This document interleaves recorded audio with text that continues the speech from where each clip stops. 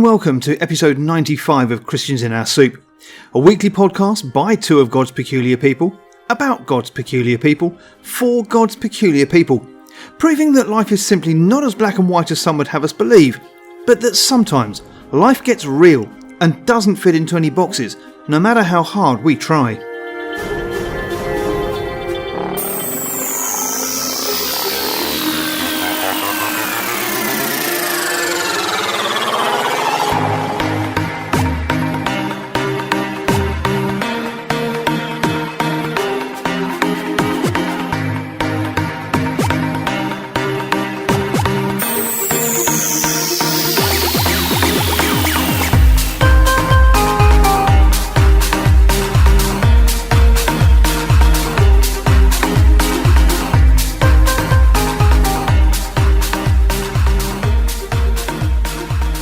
So welcome everyone to this week's show, and coming up I'll be chatting to a friend of mine from here in North Wales whose ministry takes him all over the world, when restrictions allow of course, and gives him the opportunity to share the gospel where few are given that chance.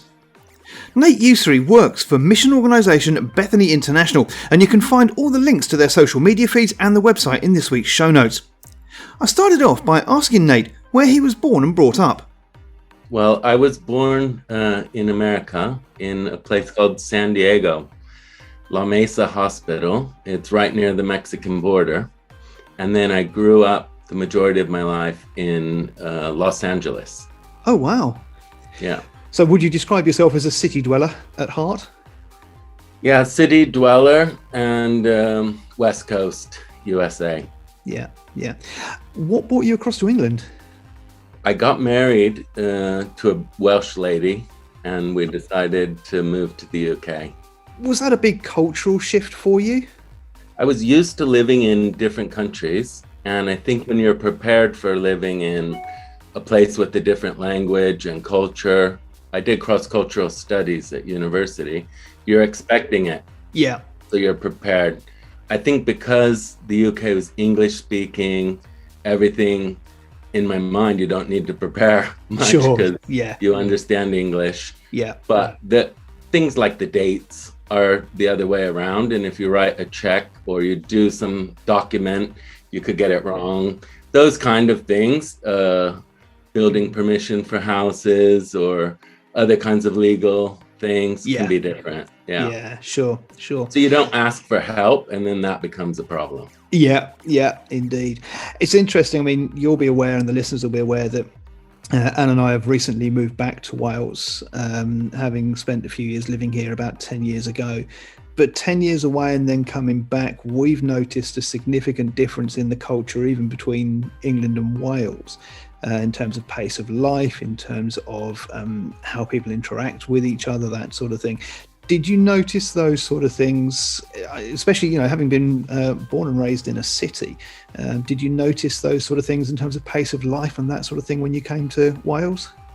Yeah, I think everywhere has a different pace of life.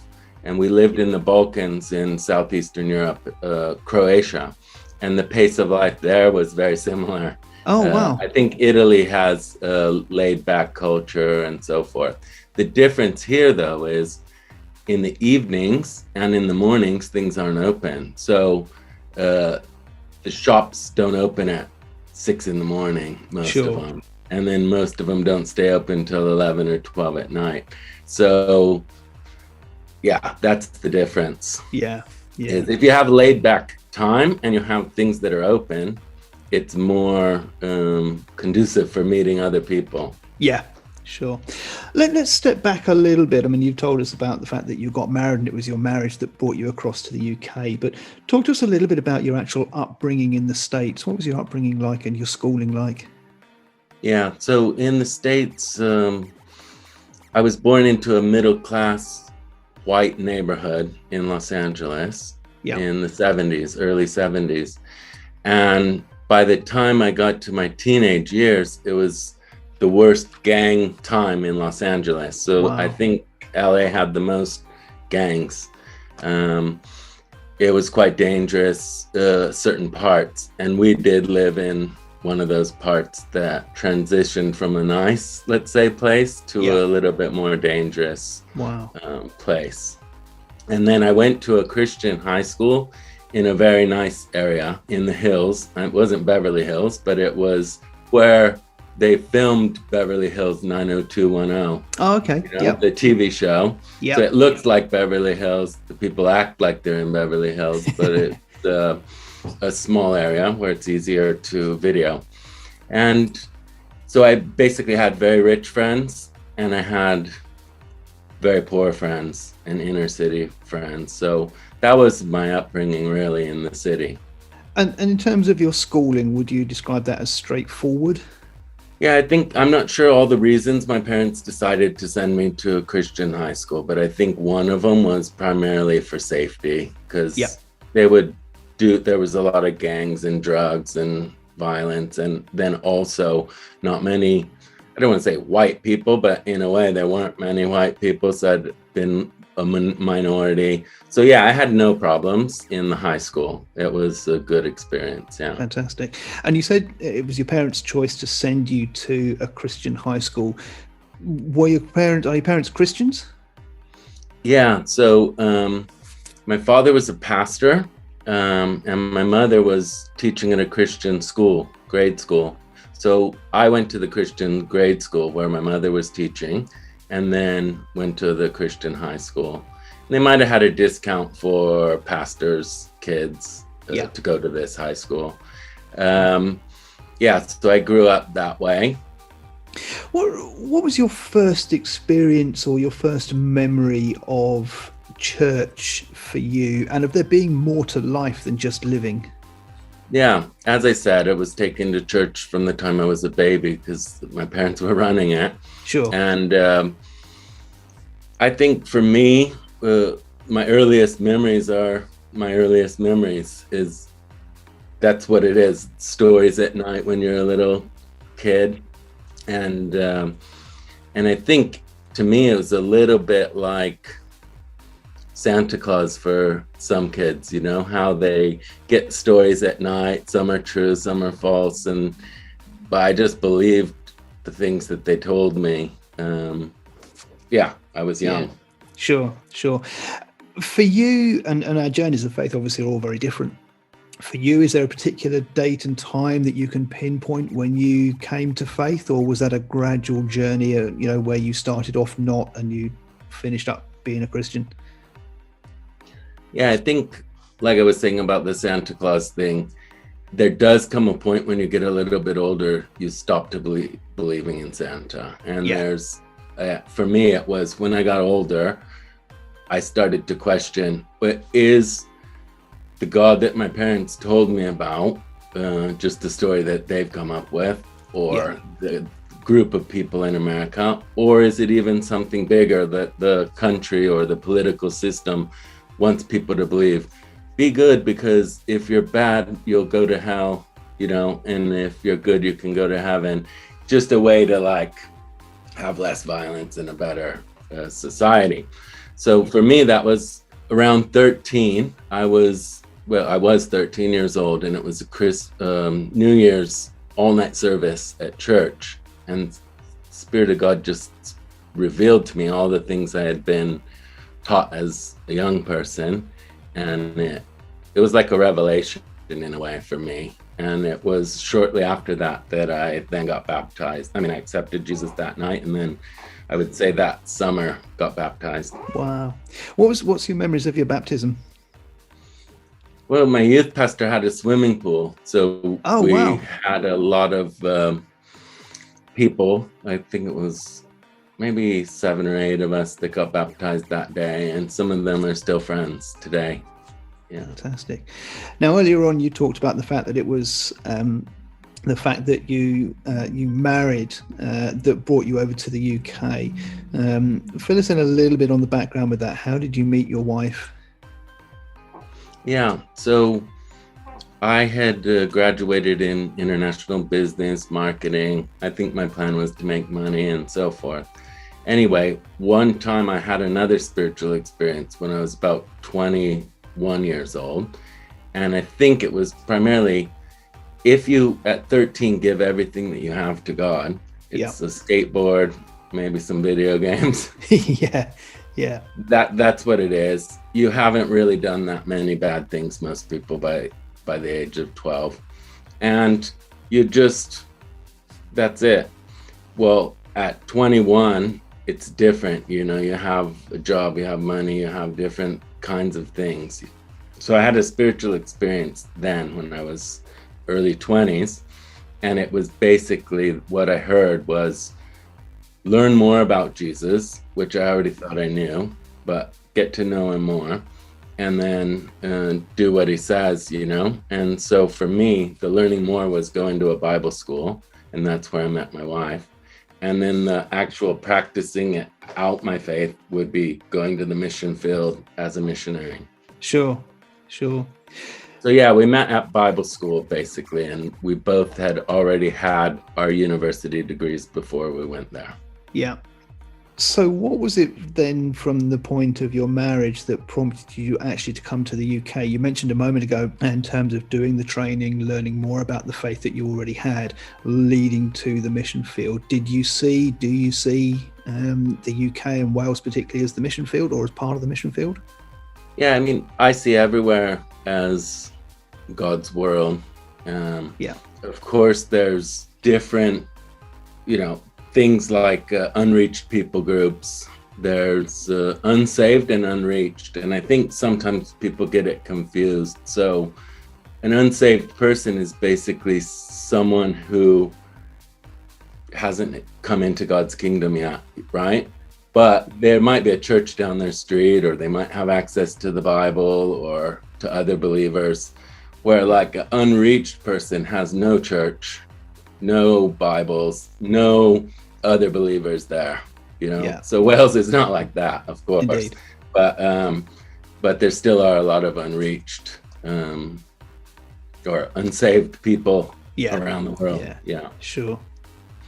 And I think to answer your question about how did we get to Wales, I mean, originally we were in the Balkans after the Bosnian War, which you might be familiar with, and we were caring for the orphans and the widows of the war.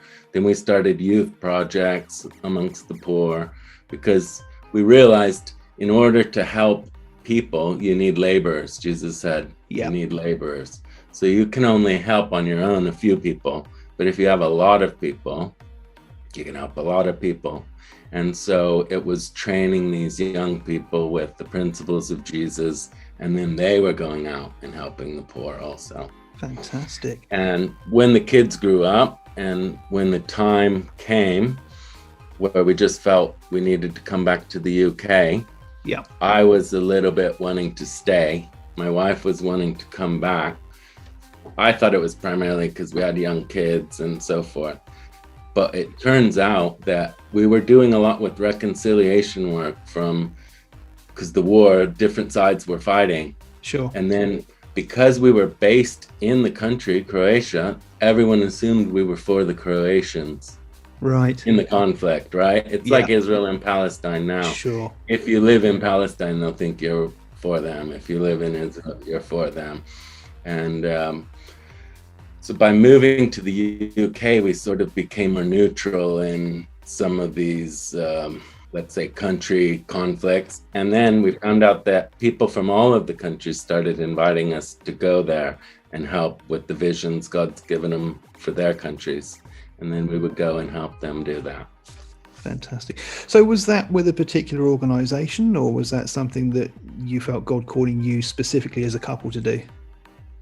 Yeah, we joined a mission organization, Bethany International. It's called Bethany Gateways, is the mission part of it.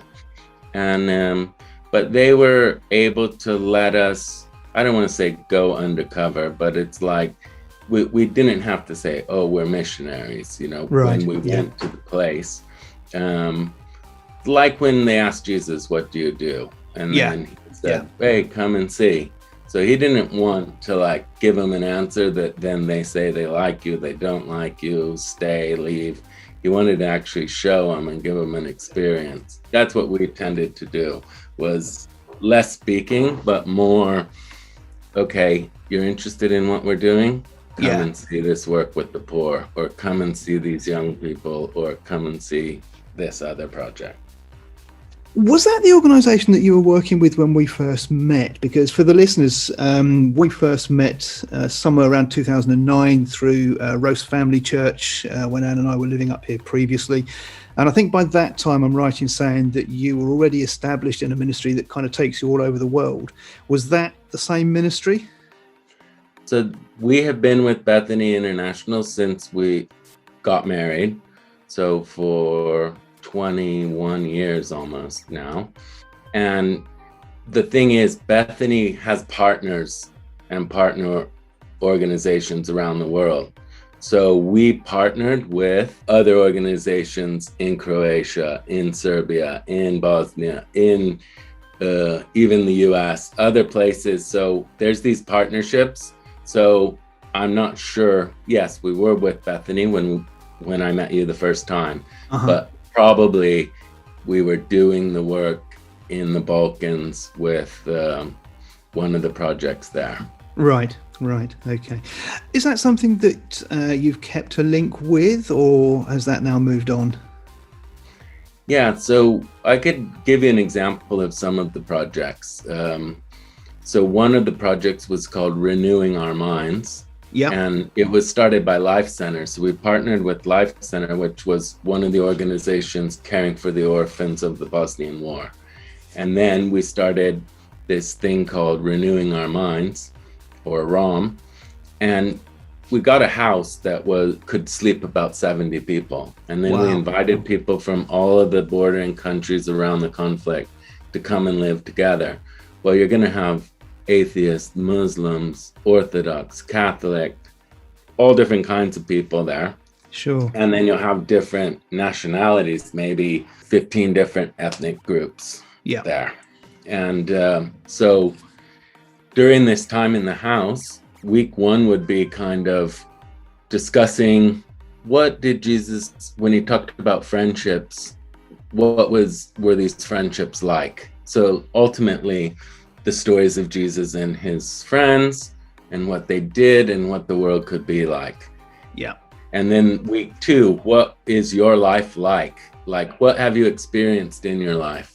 Then people tell their stories of the war, of the conflicts, of the bad that they've experienced. And then the final week is kind of like, well, you've seen what Jesus said to do. You've seen what the reality of where you live is. Now, what are you going to do? Are you going to just continue as normal? Are you going to try to follow Jesus and so forth? So it's kind of like a 3-week program. That's the way it worked.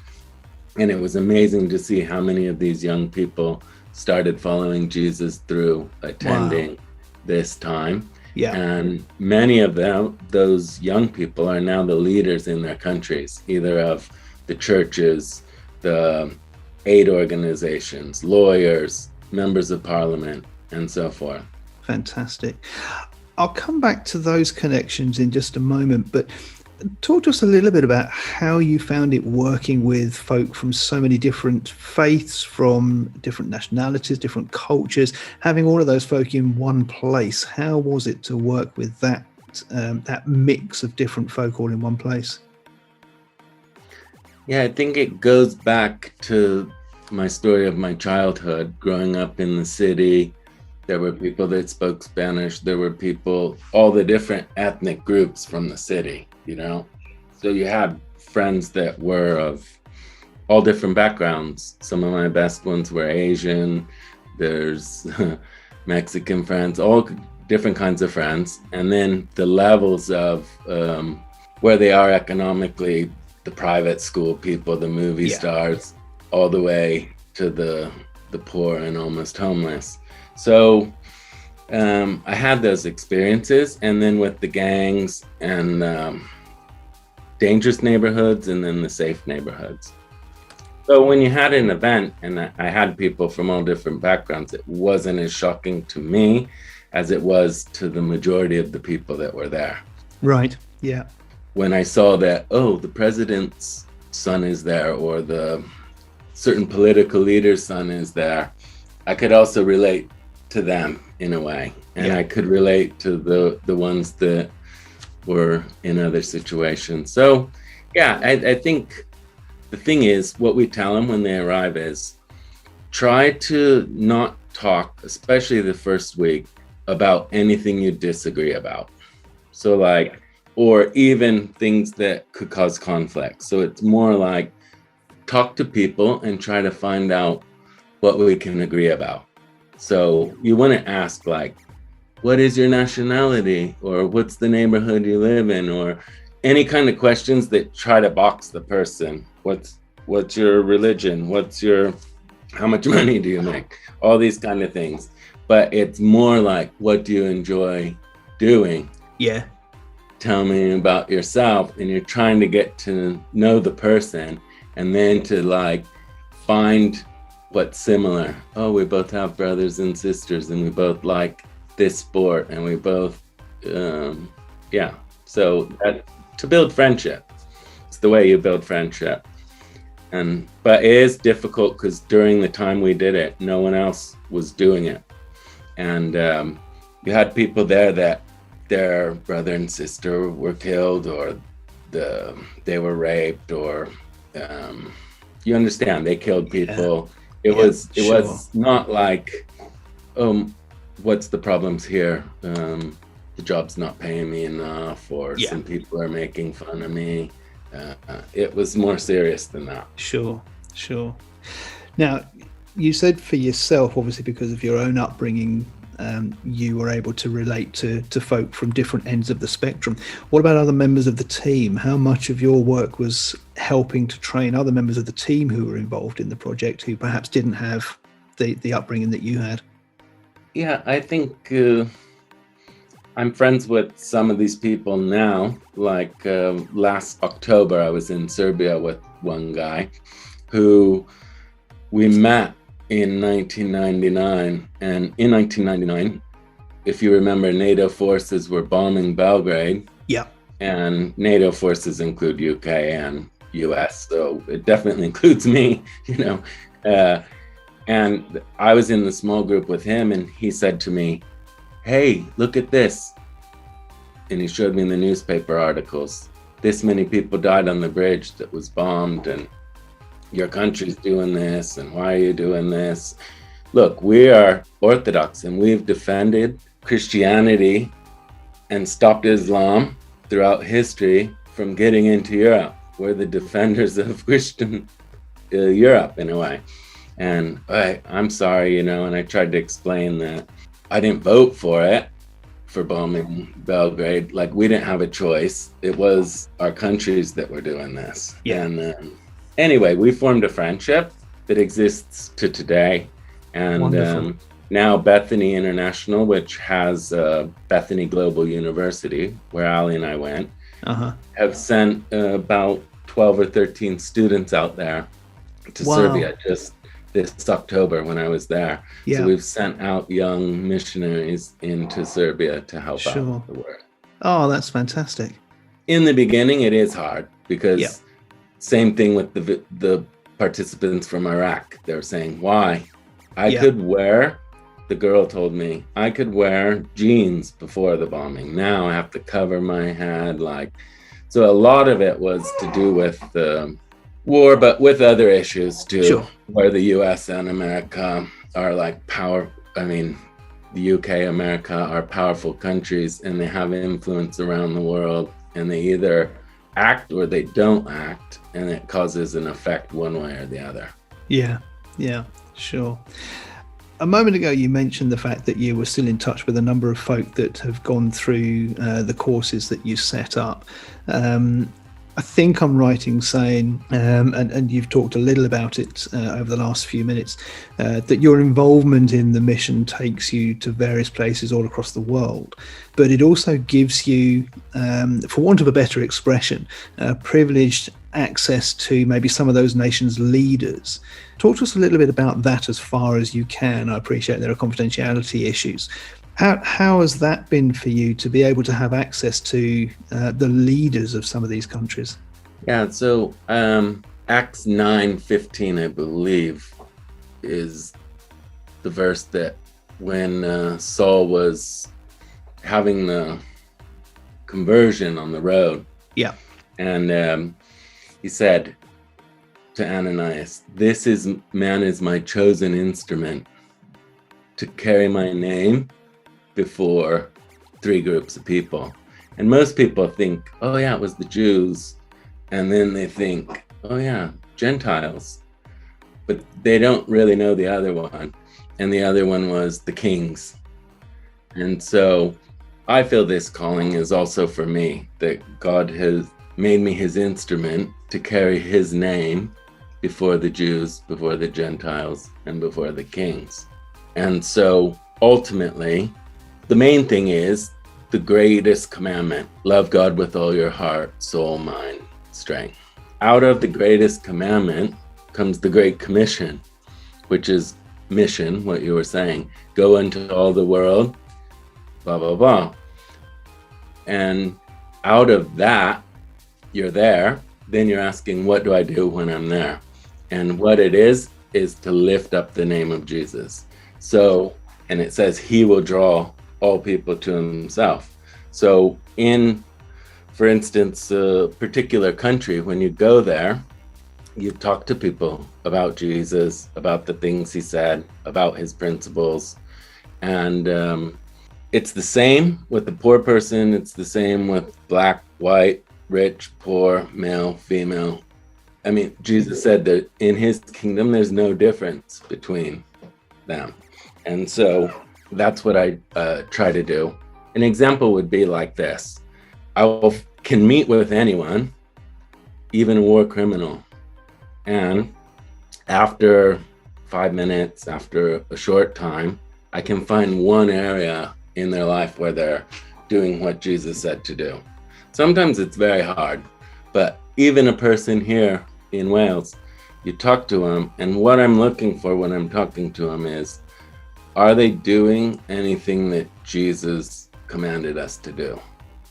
When I find that thing that they're doing, I will say to them, it's amazing that you're a follower of Jesus. Now, they haven't told me they're a follower of Jesus, and in many cases, they're not born again into his family. Then it's interesting to see how they reply. Yes, yeah. And then they'll ask you another question, almost always. Why do you think that I'm following Jesus? Yep. And then you take the one principle of the thing that Jesus said to do, and you say, well, because Jesus said true religion is that which cares for the orphans, the widows, and whatever. Yeah. And so you're caring for the orphans and the widows, and so you're doing the true religion that Jesus wants us to do. Yeah. Yeah. And so whatever, it could be simply that they're a person that prays a lot, and then you say, you know, Jesus said his followers, they will pray, you know? Yeah. So it's finding one, they honor their father and mother, or they do whatever. And so you're finding these things, and then you are complimenting them on those things. And what's interesting about it is many times it's like, if you're drinking dirty water, how do you know it's dirty if you haven't had clean water? Yeah. Like if it's the cleanest water, it's only dirty compared to the cleanest water that you've seen before. Sure. Yeah. So what you're trying to do is show them, oh, actually the reason why you probably feel good about this one area of your life is it's actually the thing that Jesus said to do. You don't tell them that, but it starts to be revealed to them. Yeah. And then they'll ask, oh, what's another thing he said to do? And then you can tell them another thing. And then that's how the start of following Jesus goes. So I think when you meet with a leader, or when you meet with anyone, it's to do the same thing with everyone. Sure. In a way, you're treating them like a child, the same way my parents taught me. Yeah. You read the book, you talk about the story, and then you try to apply it to your life as much as you can, and then you wait for the Holy Spirit to reveal to them who he is. Fantastic. A lot of what you've shared up to now, the ministry has had, for want of a better expression, a natural organic growth for you in terms of building relationships one with another. But as that ministry has grown and developed, has it led to you having for want of a better expression, a personal invitation to go and share with a leader or a significant person in a particular country? Yeah, so we have basically in the States, they have a group of people since the time of Eisenhower. President Eisenhower said the White House is, I believe it was him, the loneliest house in America. Well, Right. it's a very busy house. Sure. But what he was saying is everyone has agendas and you don't know who your friend is and you can be alone. I mean, many times even people are at university or they're in church and they're still kind of lonely. And so he wanted to have a group that could pray together and have spiritual relationship once a week or once a month. And then this has continued since then till now. And so you have prayer groups in the House, you have prayer groups in the Senate, and they meet every week and they pray together. And then once a year, they invite the president to come to the prayer breakfast, national prayer breakfast. And they tell him about the groups that they have that are meeting each week and that are praying about these events. Now, I don't know how many years ago, but it started to become international. So as people traveled around, they were meeting people and saying, oh, come to DC and to this prayer event. But then the people themselves started prayer events in their countries. And then they wanted to have them events in their country. So yeah, that's what I also did was I met with some of the leaders in the countries in the Balkans and Southeastern Europe, and yeah, we would just meet and talk about Jesus, talk about his teachings, and then they will form a small group that meets and prays every week. And then maybe once a year, they have a big event where they invite other people to come and hear about Jesus. So yeah, I do get invitations. I think in the beginning, I would travel with my mentor who had the friendships. yeah. And then as I got older, I would travel to meet the friends that I already knew, or maybe they were the children of the previous leaders. Yeah. And then yeah. I'll meet with them. Yeah. And so now many of them are just friends like you and I are friends, or my other friends. We've talked up to now a lot about the ministry, how that's developed, your opportunities to share your faith with the folk around you in those particular places. But what about you personally? How has the ministry that you've been involved in right from the start through to today, how has that helped to develop and grow your own faith in Christ? Yeah, that's a good question. I think faith in many ways is about not knowing. Yeah. But being okay with it. So you don't know this, but you're okay. And I think the more things that you do that seem impossible from a human perspective, your faith grows. And I think also the more hard times that you have, like Jonah in the belly of the whale, or all these kind of stories, then your faith grows in the hard times. Yeah. And I think probably people have been trying to figure out for years, how can you grow your faith in the good times? Or how can you avoid pain and suffering, hardship, and grow your faith at the same time? Yeah. So, I don't know. For me, it's been a lot of bad experiences that actually helped my faith to grow. Also, a lot of things that are, I don't want to say miracles, but they're impossible situations, and then you do it and you don't know how it's going to work, if it's going to succeed, if it's going to fail, and then it works.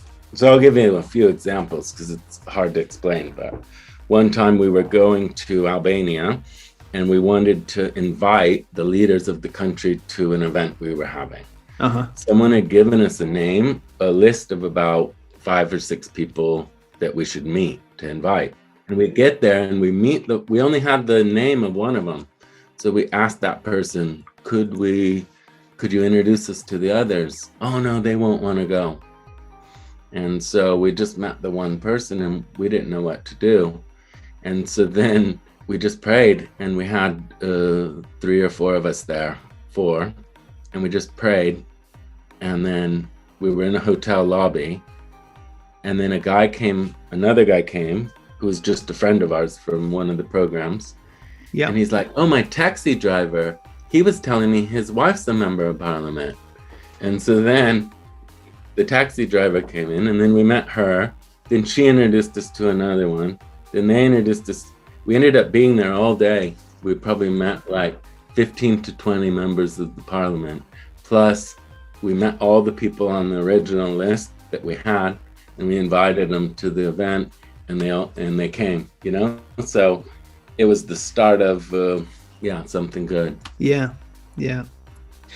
And the other side of that, where, I mean, you said yourself a few moments ago that you'd had a number of negative experience, but those had also helped to grow your faith. What's your initial reaction when you feel that you've stepped out, you've done what God has asked you to do, but it hasn't worked in the way that you felt it should? Yeah, this is a difficult one, because I'm not saying there's no right or wrong answer to it. Sure. But it's like, even believers have different perspectives on this. So yeah. One would be, does everything that happens in the world belong? Or does everything have a purpose?